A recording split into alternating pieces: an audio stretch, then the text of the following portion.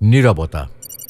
পৃথিবীতে কমিউনিকেশনের যত ভাষা আছে সব ভাষার উপরে হলো নীরবতার ভাষা।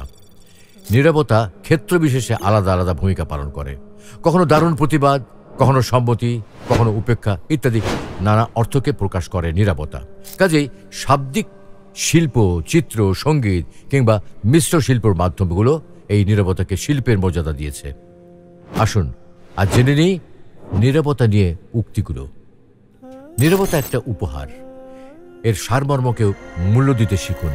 না বুঝে কথা বলার চেয়ে বিষয় বুঝে শান্তভাবে কথা বলা ভালো। কখনো কখনো নীরবতাকে কথা বলতে দেওয়া ভালো। যখন কষ্টটা সীমা ছাড়িয়ে যায় তখন মানুষ কাঁদে না, চুপ করে যায়। নীরবতা মুখ থেকে নয়, মন থেকে প্রয়োজন।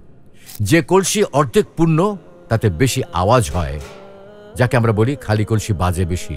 কিন্তু যে কলসি সম্পূর্ণ পূর্ণ থাকে তা কিন্তু আওয়াজ হয় না।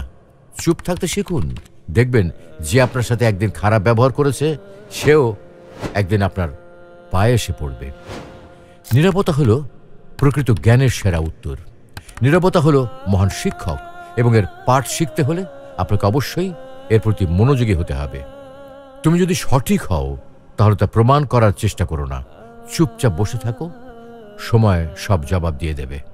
উত্তেজনা কোনো বিষয়ের সুষ্ঠু সমাধান নয়, নীরবতায় গভীর ভালোবাসার আসল বহিঃপ্রকাশ। সুসময়ের নীরবতা হলো সবচেয়ে কমান্ডিং অভিব্যক্তি। একজন শান্ত মানুষের সংকল্পকে অবমূল্যায়ন করবেন না।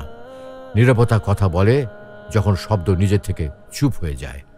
জীবনের তাড়াহুড়োতে যখন আপনি অনুভব করতে শুরু করেন যে আপনি কোথাও হারিয়ে গেছেন, তখন কিছুক্ষণ শান্তভাবে বসে থাকলে আপনি আবার সঠিক পথে হাঁটা শুরু করতে পারবেন।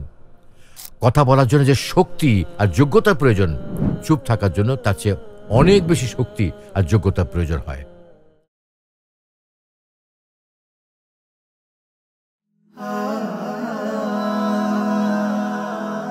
Heaven Tune